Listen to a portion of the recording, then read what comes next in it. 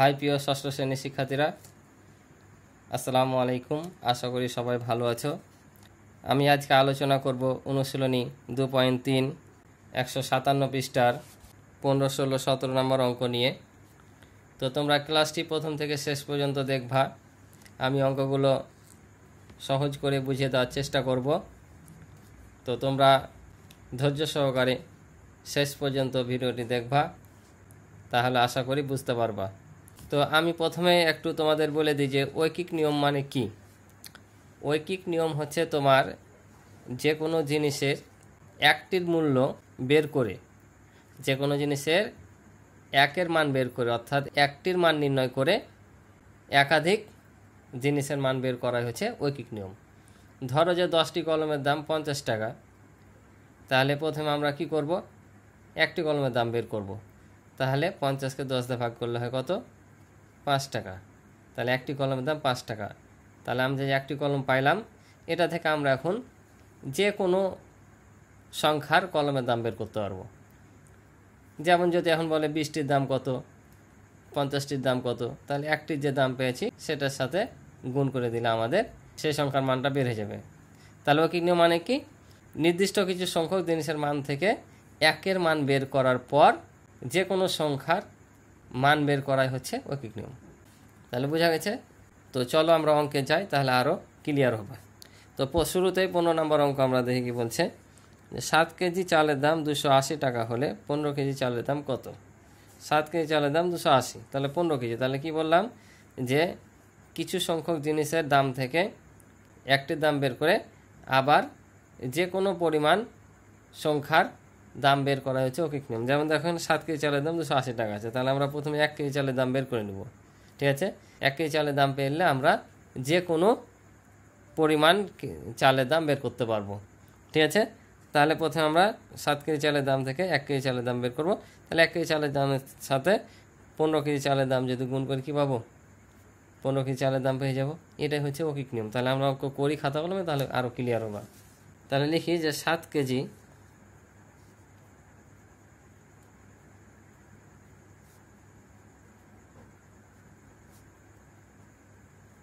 চালের দাম 228 টাকা। অতএব 1 কেজি চালের দাম, 1 কেজি চালের দাম বললে কি হবে? গুণ না ভাগ? আমরা দেখব যে কম হয়েছে না বেশি হয়েছে। যদি দেখো যে কমছে, তাহলে জানবা সবসময় ভাগ হবে। আর যদি দেখো যে বাড়ছে, তাহলে গুণ হবে। তাহলে কম যদি হয় ভাগ, আর বেশি হলে গুণ। তাহলে এখানে কি হয়েছে? 7 কেজি চালের দাম 280 টাকা হলে 1 কেজি চালের দাম অবশ্যই কম হবে, তাহলে কি হবে? ভাগ হবে। তাহলে এটাকে আমরা ভাগ করব, অর্থাৎ যেহেতু ঐকিক নিয়মের অঙ্ক কাটাকাটির মাধ্যমে আমরা করব, তাই ভাগ চিহ্নটা দেব আমরা এইভাবে। ঠিক আছে, তাহলে নিচে দেব 7 টাকা। অতএব কত কেজি? 15 কেজি চালের দাম। তাহলে কি বললাম? যদি কমে তাহলে ভাগ, আর যদি বাড়ে তাহলে গুণ। তাহলে এখানে কি আছে? 15 কেজি চালের দাম বেশি, তাহলে বাড়ছে, অর্থাৎ গুণ হবে। তো যখন গুণ হবে তখন ওপরের সংখ্যাটার সাথে গুণ হবে। ঠিক আছে, আর নিচে 7। এখন যদি আমরা কাটাকাটি করি, তাহলে দেখো কাটাকাটি মানে হচ্ছে কি? ভাগ করা। একই রকম সংখ্যা দিয়ে লব ও হরকে ভাগ করে ভাগফলটা বসানো। যেমন আমরা 7কে 7 দিয়ে যদি ভাগ করি, তাহলে কত হবে? 7 একে 7। আবার 7 দিয়ে যদি আমরা এই 280কে কাটি, মনে করো এই শূন্যটা নাই, তাহলে 4 7 কত হয়? 28, আর এই শূন্যটা এখানে বসে যাবে। তাহলে এখন আমরা নিচে আর কিছু নাই, ওপরে 15 আর 40 আছে। তাহলে 15 আর 40টা আমরা কি করব? গুণ করে দেব। তাহলে আমরা যদি 15-র সাথে 4 গুণ করি, তাহলে 4 15 60, আর এখানকার শূন্যটা বসে যাবে 60 টাকা। তাহলে কি পেলাম? 15 কেজি চালের দাম 600 টাকা। এটা হচ্ছে আমাদের উত্তর। ঠিক আছে, আশা করি তোমরা অঙ্কটা বুঝেছো। অঙ্কটা কিন্তু অনেক সহজ। ঠিক আছে, তো আমরা এখন পরবর্তী অঙ্কে যাব। পরবর্তী অঙ্ক হচ্ছে 16 নম্বর অঙ্ক। বলছে একটি ছাত্রাবাসে 50 জনের 15 দিনের খাদ্য মজুদ আছে। ওই পরিমাণ খাদ্যে 25 জনের কতদিন চলবে? তাহলে কি বলছে? 50 জনের 15 দিনের খাদ্য মজুদ আছে, ওই পরিমাণ খাদ্য 25 জনের কতদিন চলবে। আমি অঙ্কটা যাওয়ার পূর্বে তোমাদের একটা কথা বলি।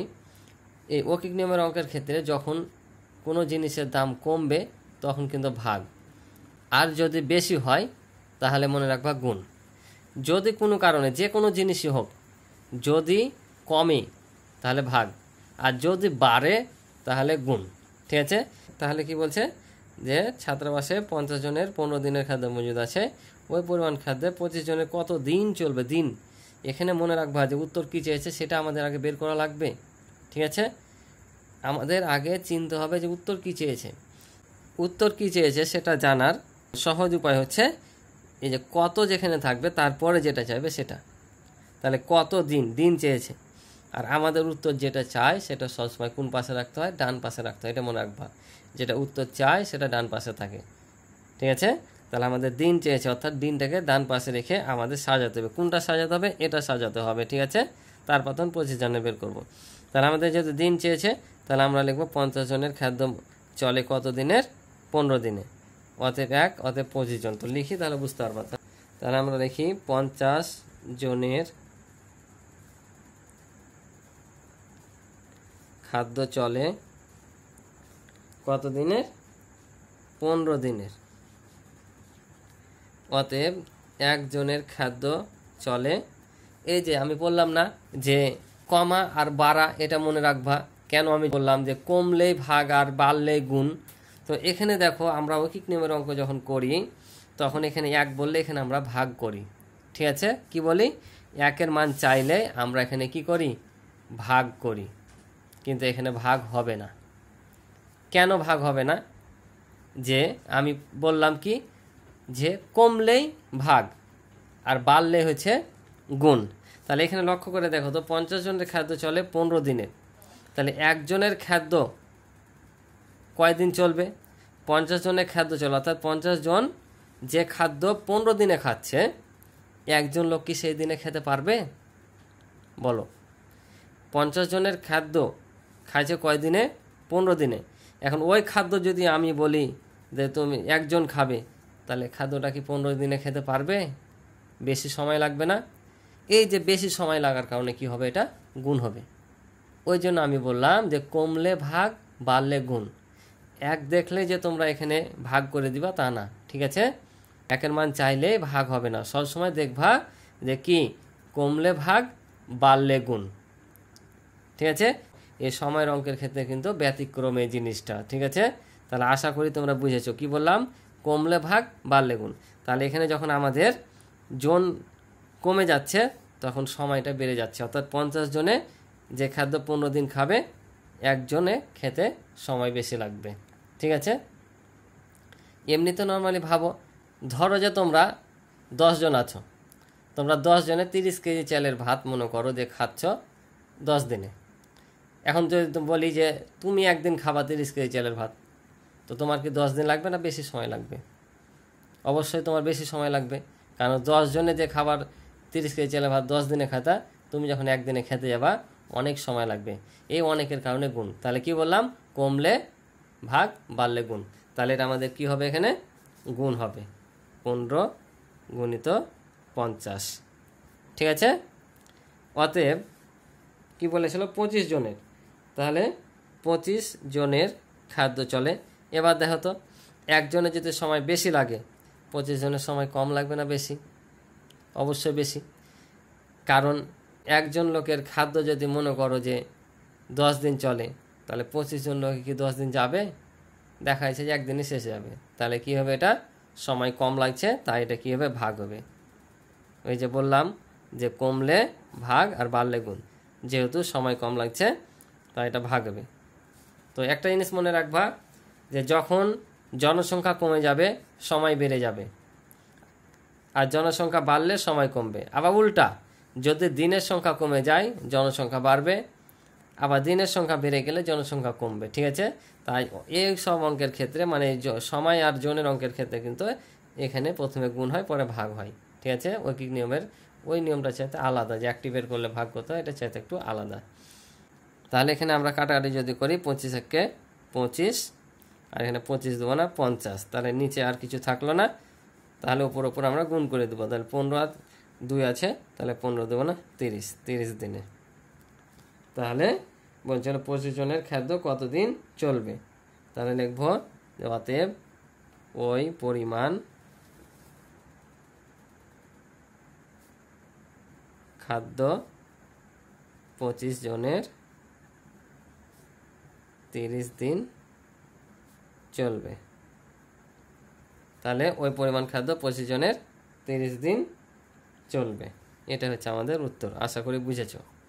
অঙ্কটা করতে যে ছোট্ট অঙ্ক করতে যে অনেক সময় লাগলো, কারণ আমি আমার সাধ্য অনুযায়ী বুঝিয়ে দেওয়ার চেষ্টা করেছি। তো আশা করি তোমরা সময় বেশি লাগলো অঙ্কটি বুঝেছো। তাহলে পরবর্তী অঙ্ক দেখো 17 নম্বর। একজন দোকানদার 900 টাকা মূলধন বিনিয়োগ করে প্রতিদিন 450 টাকা লাভ করে। তাকে প্রতিদিন 600 টাকা লাভ করতে হলে কত টাকা বিনিয়োগ করতে হবে? তাহলে কি চেয়েছে এখানে? উত্তরটাকে কি চেয়েছে খুঁজে তো। কত টাকা বিনিয়োগ করতে হবে, অর্থাৎ মূলধন চেয়েছে, কত টাকা বিনিয়োগ করতে হবে। তাহলে 9000 টাকা বিনিয়োগ করে লাভ করেছে কত টাকা? প্রতিদিন 450 টাকা। এখন বলছে 600 টাকা লাভ করতে চাইলে তাকে কত টাকা বিনিয়োগ করতে হবে। তাহলে আমাদের কি চেয়েছে? বিনিয়োগ চেয়েছে। তাহলে আমরা এটা দিয়ে সাজাবো অঙ্কটা। তাহলে যেহেতু বিনিয়োগ চেয়েছে, তাই আমাকে লিখতে হবে কি 450 টাকা লাভ হয় কত টাকা বিনিয়োগ করে? 9000 টাকায়। তাহলে 600 টাকা লাভ করতে হলে কত টাকা বিনিয়োগ করতে হবে? তাহলে আমরা অঙ্কটা করি, তাহলে বুঝতে পারবো। তাহলে দেখো লিখবো কি 450 টাকা লাভ হয় কত টাকা বিনিয়োগ করে? 9000 টাকা বিনিয়োগ করে। 9000 টাকা বিনিয়োগ করে, ঠিক আছে। অতএব 1 টাকা লাভ হয়। তাহলে কি হবে? এখানে দেখো চিন্তা করে, এখানে ফের আবার ভাগ হবে। কেন? 450 টাকা লাভ হয় 9000 টাকা বিনিয়োগ করে। তাহলে 1 টাকা লাভ করতে কম টাকা লাগবে না বেশি টাকা লাগবে? অবশ্যই কম টাকা লাগবে, ঠিক আছে না? 450 টাকা লাভ করতে টাকা লাগছে কত? 9000 টাকা। 1 টাকা লাভ করতে কি লাগবে? কম টাকা লাগবে। তাই এটা আবার ভাগ হবে। এই যে কমছে, কি বলেছি? কমলে ভাগ, বাড়লে গুণ। তাহলে এটা আবার ভাগ হবে। তাহলে 450 দ্বারা এটা ভাগ করলাম। অতএব কত টাকা বলেছিল? 600 টাকা বলেছে যে লাভ করতে হবে। কত টাকা বিনিয়োগ করে সেটা আমরা এখন দেখবো যে কত টাকা বিনিয়োগ করতে হবে, ঠিক আছে। তাহলে 450। এখন যদি আমরা কাটাকাটি করি, তাহলে এখানে দেখো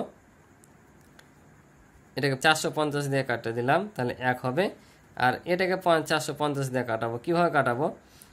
এটাকে যদি আমরা 2 দিয়ে গুণ করি, 45 দুগুণা কত হয়? 90 হয়। 45 দুগুণা 90, ঠিক আছে। তাহলে 45 দুগুণা 90 যদি হয়, তাহলে এখানকার শূন্য একটা শূন্য বাদ, তাহলে থাকে 900। তাহলে 45 দুগুণা 90, 2 আর একটা শূন্য থাকছে 20, ঠিক আছে। তাহলে এটাকে 450 যদি আমরা এটা ভাগ করি, তাহলে 20 পাবো। আবার তাহলে এটা গুণ করে দেবো। তাহলে 6 দুগুণা কত? 12। আর কয়টা শূন্য আছে? 3টা শূন্য এখানে বসে যাবে। তাহলে এত টাকা বিনিয়োগ করে। তাহলে কত টাকা বিনিয়োগ করলে 600 টাকা লাভ হবে? 12000 টাকা বিনিয়োগ করলে 600 টাকা লাভ হবে। বুঝেছো? তাহলে আমরা লিখে দেবো অতএব 12000 টাকা বিনিয়োগ করলে 600 টাকা লাভ হবে, ঠিক আছে। এটা হচ্ছে আমাদের উত্তর। আশা করি অঙ্কটা তোমরা বুঝেছো। তো আজকে ছিল এই পর্বে 3টা অঙ্ক।